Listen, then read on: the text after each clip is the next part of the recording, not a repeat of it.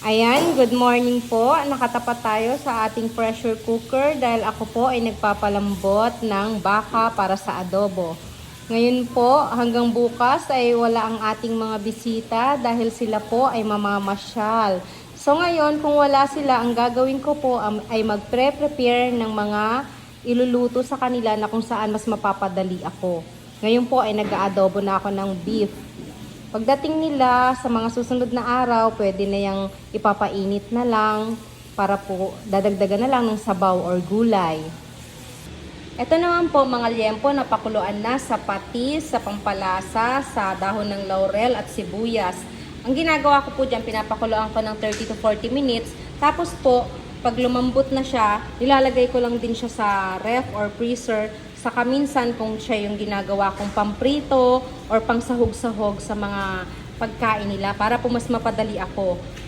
Siguro po ito hanggang 2 lutuan ng kung pamprito lang. Ini-slice namin yan, nilalagyan ng breading, pina-fry or pinang-sasahog-sahog. At least ready. Ayan, mahilig din po kami magsangkot siya. Pinapapula namin to sa konting asin at paminta lang.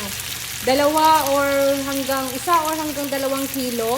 Tapos ang ginagawa po namin ulit, iniimbak namin siya para pag kailangan ng panggisa na sahog, naka-ready na, lalo kung maraming bisita, para po hindi laging nagsasangkot siya. Ganito po ang itsura niya. Meron po kaming natapos na, ayan, pati mantika sinasama namin.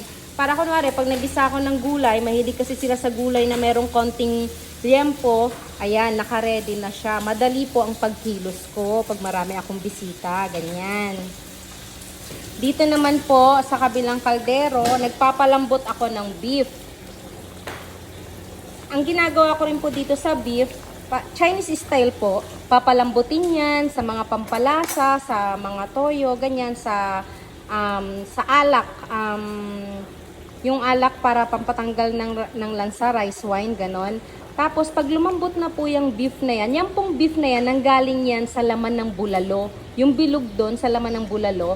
Pag malambot na po siya sa toyo, pampalasa, rice wine, at kung ano-ano pong nilagay na pampabango, na mga gamit ng Chinese, sa kusina ng Chinese, ini-slice ko po yan ng maninipis. Sa kanila sinasawsaw sa kalamansi, toyo na may bawang. Masarap na masarap po yan para sa kanila at totoo namang masarap din. Ayan, ngayon pa lang po, inaadobo ko na siya para paghahanda rin na mapadali ang kilos ko. Ayan.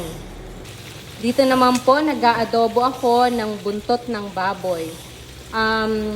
Ito rin po, mahilig po kasi sila sa adobo. So, nag-aadobo ako ng iba't ibang klase. Buntot ng baboy, gustong-gusto nila yan. Pata, gustong-gusto nila yan. Pato, gustong-gusto nila yan. Liempo, gustong-gusto nila. Inaadobo lang siya. Ang ginagawa ko pagka hindi ako kabisihan, inaadobo ko na siya lahat. Tapos po, iniimbak ko na lang sa freezer. Para madali ko na lang siyang ipainit. Tapos dadagdagan na lang ng mga gulay nila na ginisa din, or steam na isda, steam na manok, at sabaw. O diba po, mas mapapadali yung pagkilos ko. Ganun po ang ginagawa ko na paghahanda tuwing marami akong bisita. Ayan, salamat po sa pakikinig. Yun lang. Bye!